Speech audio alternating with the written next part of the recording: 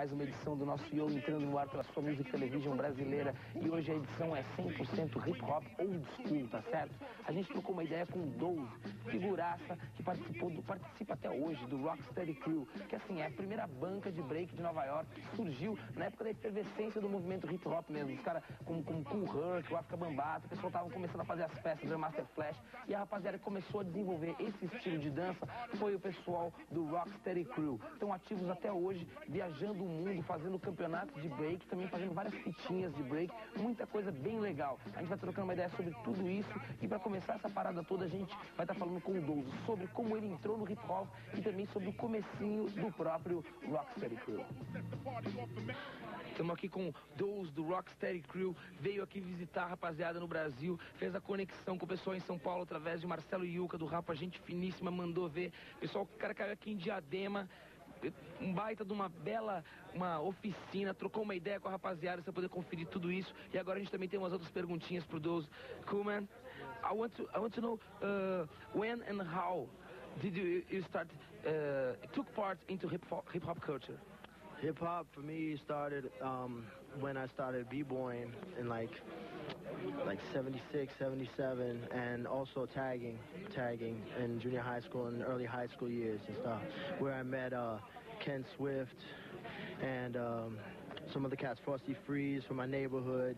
I had previously seen b-boying up in the Bronx, and my cousin Derek, he put me onto it. So then I took it on and stuff.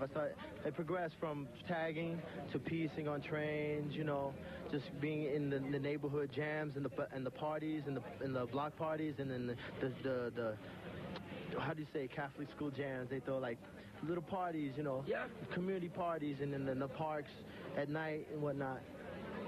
And always jamming, and those kind of things, where did it came from? Where did it come from?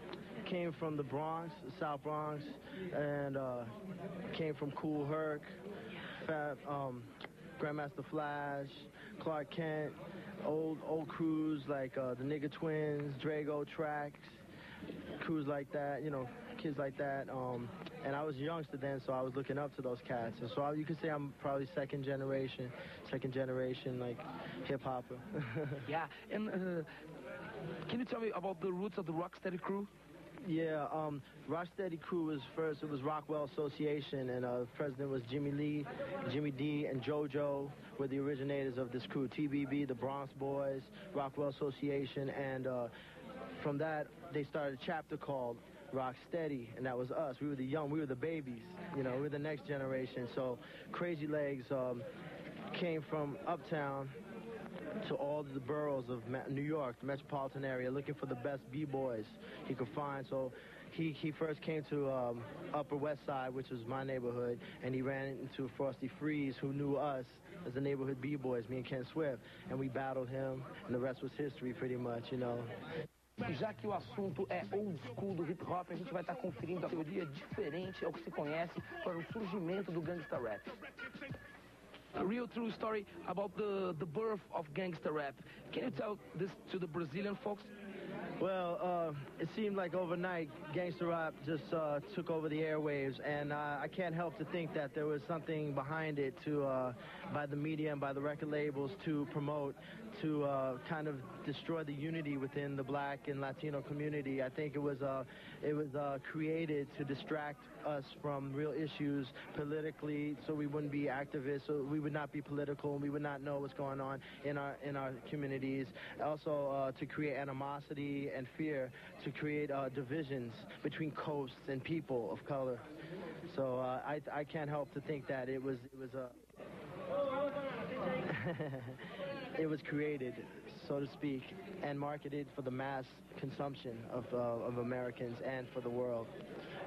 Well, recently, it was released a box with 5 CDs, the Sugar Hill Story, history. Do you believe that this box helped this old school thing to come back up? Definitely. I mean, DJs and crews there's a renaissance going on in New York and in the big cities of the United States.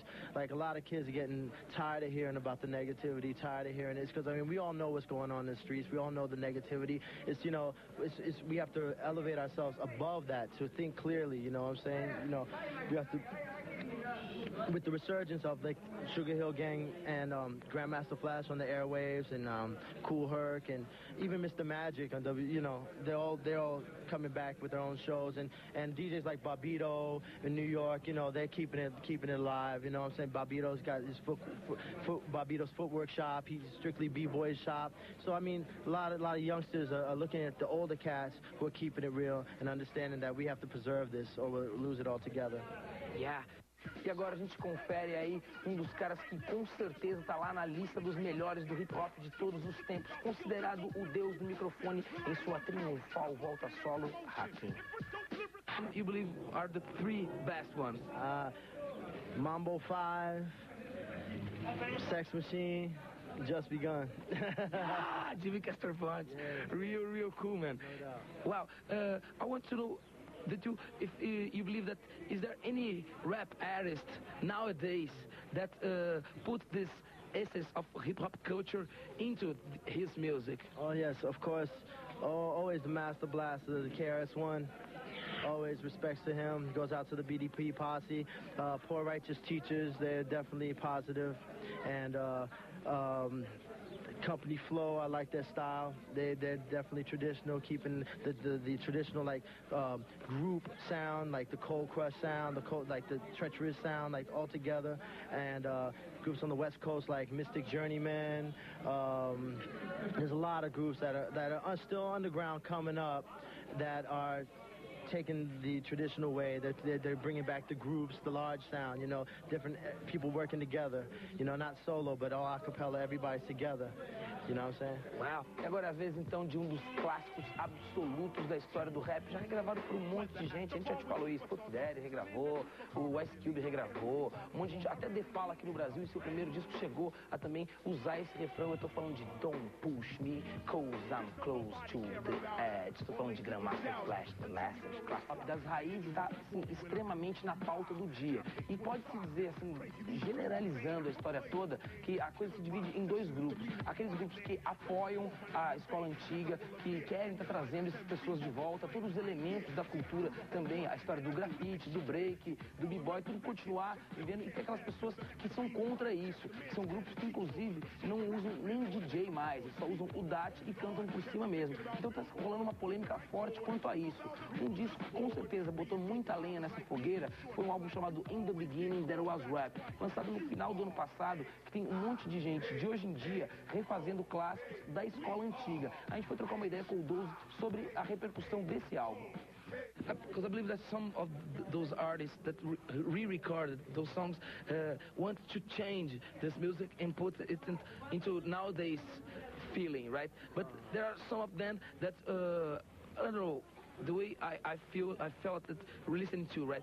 That like Eric Sermon and Redman and Keith Murray, they did a remake. I felt that this song especially is trying to put this old school thing back together, right? Back together, yes, I believe this. It's a good thing. I don't really see it as being detrimental. It can only help the, you know, hip hop as a movement to for the younger generation to say, oh, I remember that vaguely, but what was it about? And, you know, have the b-boys as, you know, just to refresh people's memory about what hip hop really is and, you know, where it's going. So you can, if you know where it's been, you know where it's going. You know, if you look back and say, wait a minute, what happened? Now let's take it back. You know what I'm saying? Well, want to let a message for Brazilian b-boys?